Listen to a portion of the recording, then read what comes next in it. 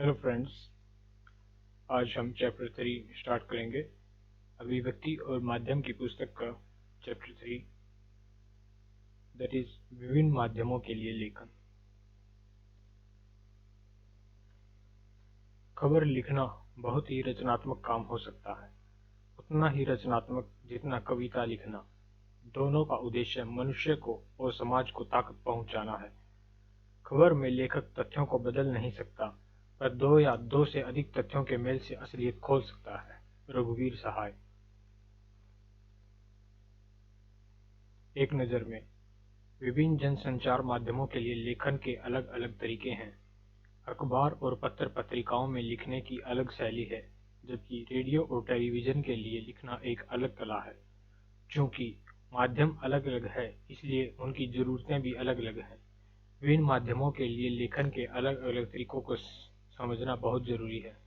इन माध्यमों के लेखन के लिए बोलने लिखने के अतिरिक्त पाठकों, श्रोताओं और दर्शकों की जरूरत का भी ध्यान में रखा जाता है। प्रमुख जनसंचार माध्यम प्रिंट, टीवी, रेडियो और इंटरनेट। उम्मीद है कि आप नियमित रूप से अखबार पढ़ते होंगे। इसके अलावा मनोरंजन या समाचार जानने के लिए टीवी भी देखते होंगे और रेडियो भी सुनते होंगे। संभव है कि आप कभी कभार इंटरनेट पर भी समाचार पढ़ते, सुनते या देखते हों। क्या आपने कभी गौर किया है कि जनसंचार के इन सभी प्रमुख माध्यमों में समाचारों के लेखन और प्रस्तुति में क्या अंतर है? कभी ध्यान से किसी शाम या रात को टीवी और रेडियो पर सिर्फ समाचार सुनिए और मौका मिले तो इंटरनेट पर जाकर उन्हीं समाचारों को फिर से पढ़िए। अगले दिन सुबह अखबार ध्यान से पढ़िए। अब बताइए कि इन सभी माध्यमों में पढ़े, सुने या देखे गए समाचारों की लेखन शैली, भाषा और प्रस्तुति में आपको क्या फर्क नजर आया? उनमें कोई विशेष अंतर है भी या नहीं? निश्चय ही इन सभी माध्यमों में समाचारों की लेखन शैली, भाषा और प्रस्तुति में आपको कई अंतर देखने को मिले होंगे। सबसे सहज और आसानी से नजर आने वाला अंतर तो यही दिखाई देता है कि जहां अखबार पढ़ने के लिए है, वहीं रेडियो सुनने के लिए और टीवी देखने के लिए ज़्यादा महत्वपूर्ण है। इंटरनेट पर पढ़ने, सुनने और देखने तीनों की ही सुविधा है। जाहिर है कि अखबार छपे हुए शब्दों का माध्यम है, जबकि रेडियो बोले हुए शब्दों का। जनसंचार के विभिन्न माध्यमों के बीच फर्क को समझने के लिए सभी माध्यमों के लेखन की बारीकियों को समझना जरूरी है। लेकिन इन माध्यमों के बीच के फर्क को आप तभी समझ सकते हैं जब आप हर माध्यम की विशेषताओं, उसकी खूबियों और खामियों से परिचित हों। हर माध्यम की अपनी कुछ खूबियां हैं तो कुछ खामियां भी।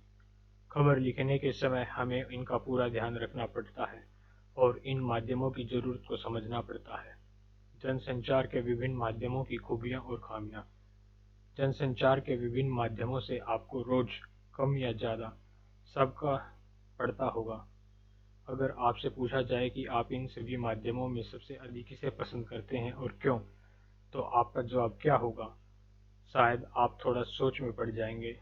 आपका उत्तर चाहे जो हो, इतना तय है कि इन सवालों का कोई एक निश्चित जवाब नहीं है। संभव है आपको टीवी ज़्यादा पसंद हो और आपका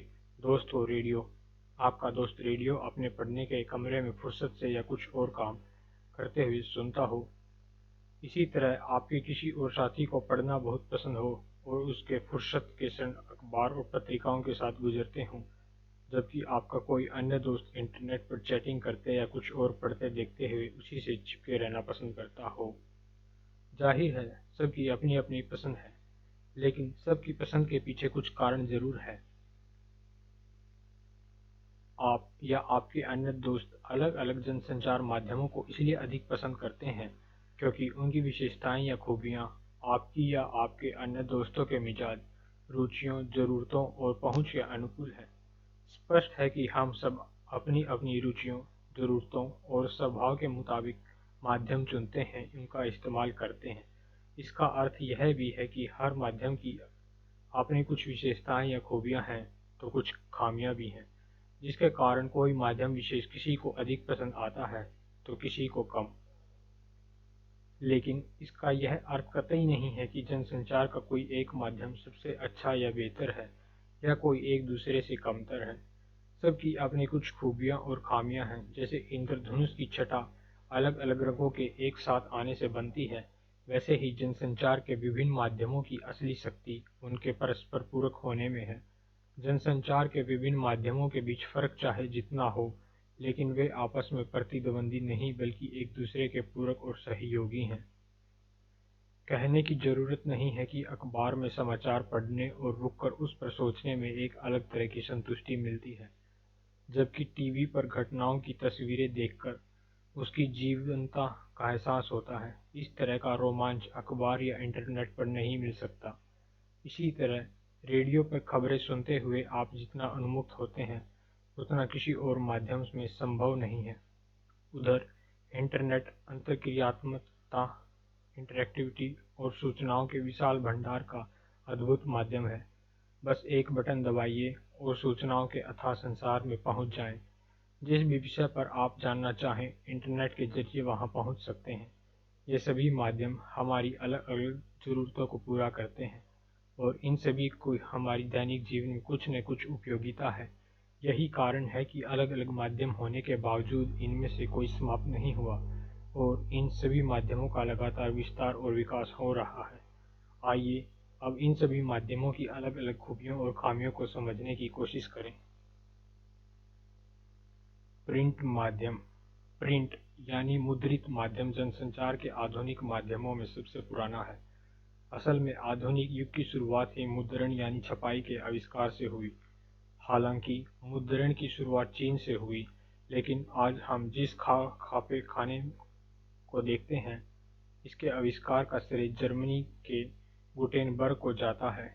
छापाखाना यानी प्रेस के आविष्कार ने दुनिया की तस्वीर बदल दी। यूरोप में पुनर्जागरण रेनेसां की शुरुआत में छापेखाने की अहम भूमिका थी।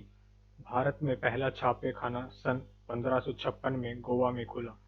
इसे मिशनरियों ने धर्म प्रचार की पुस्तकें छापने के लिए खोला था। तब से अब तक मुद्रण तकनीक में काफी बदलाव आया है और मुद्रित माध्यमों का व्यापक विस्तार हुआ है।